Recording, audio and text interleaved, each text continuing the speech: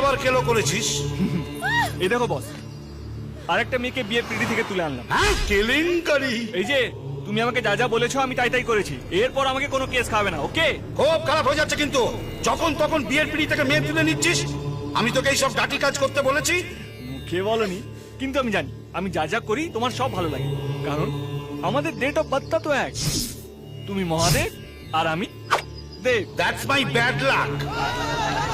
দিদি বস ভাই চলে এসছে, আবার দেখা হবে, বাই বাই বাই। অত ছাড়া তোর মতো ভক্ত যেন কোনো দেবতার না হয়।